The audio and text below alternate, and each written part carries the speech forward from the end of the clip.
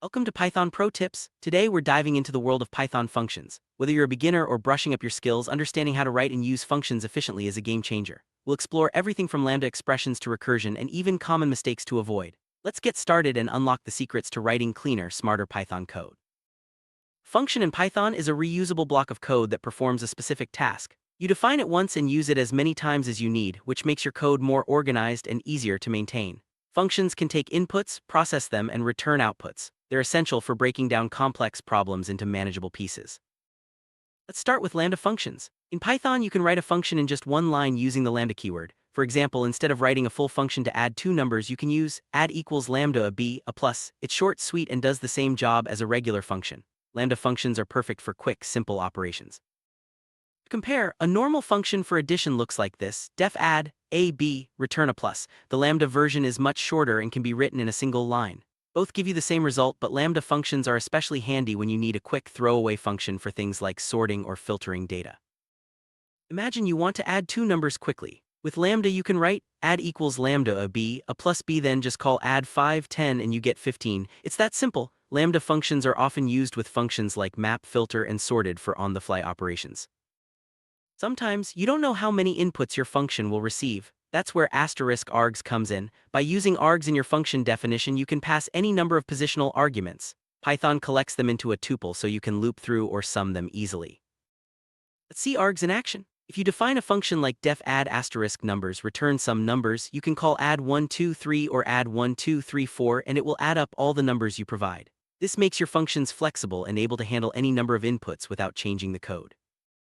With args, you don't have to worry about how many inputs your users will provide. Your function can handle 2, 3, or even 10 numbers with ease. This is especially useful for mathematical operations, logging, or any situation where the number of inputs can vary. Now let's talk about **Kwargs. Sometimes you want to pass named arguments to your function. By using **Kwargs, you can accept any number of keyword arguments and Python collects them into a dictionary. This is perfect for functions that need flexible named inputs. For example, if you define def intro **info, print info, you can call intro name equals Ian, age equals 20, city equals India. The function will print all the named arguments as a dictionary. This makes your functions highly adaptable to different types of input.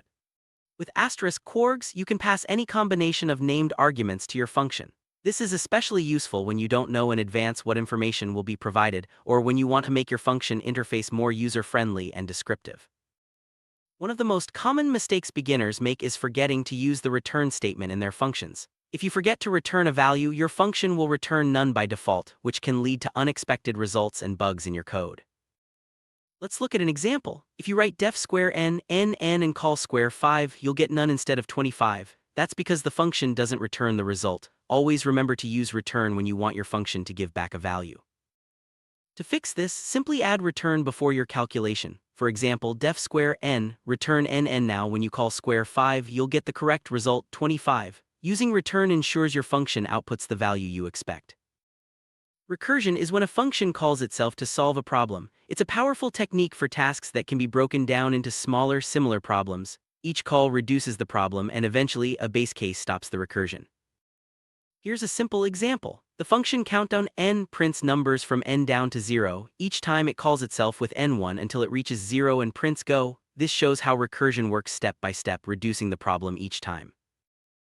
Recursion is useful for problems like traversing trees, searching, or breaking down complex tasks. It can make your code cleaner and more elegant, but it's important to always define a base case to prevent infinite loops. Variables in Python have a scope, which means they only exist in certain parts of your code. A variable defined inside a function is local to that function, while a variable defined outside is global and can be accessed anywhere. For example, if you set equals global outside a function and x local inside a function, Python treats them as two different variables. Inside the function, x refers to the local value while outside it refers to the global value. Same name, different scope. Understanding scope helps you avoid bugs and unexpected behavior in your code. If you accidentally change a global variable inside a function, it can affect other parts of your program. Always be mindful of where your variables live. A common pitfall in Python is using a mutable object like a list as a default argument in a function. This can lead to unexpected results because the default list is shared across all calls to the function. For example, if you write def add item list equals list append item return list calling add item A and then add item B will give you A instead of starting fresh each time, that's because the same list is used for every call. To avoid this, use none as the default value and create a new list inside the function if needed. For example, def add item list equals none. If list is none, list equals list append item. This way each call gets its own fresh list. Let's recap what we've learned. Lambda functions let you write quick one-line functions. Args and Kwargs make your functions flexible. Always use return when you need a value back. Understand scope to avoid bugs and never use mutable objects as default arguments. These tips will help you write better Python code.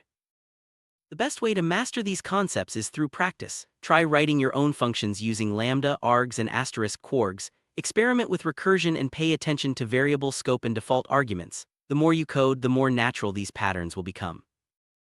These function techniques aren't just for learning, they're used in real-world Python projects every day. From data analysis to web development, mastering functions will make your code more efficient and professional. When you run into bugs, check your function definitions. Make sure you're using return correctly, handling arguments properly, and not accidentally sharing mutable defaults. Debugging is a key skill for every Python programmer. Python is a vast language with many features to explore. Keep learning about functions, modules, and other advanced topics. The more you know, the more powerful your code will become. There are plenty of resources online to practice Python functions. Try coding challenges, online tutorials, and interactive platforms. Practicing with real problems will help you solidify your understanding. Congratulations, you've learned some of the most important tips for mastering Python functions. Keep experimenting, stay curious, and enjoy your coding journey. With these skills, you're well on your way to becoming a Python pro.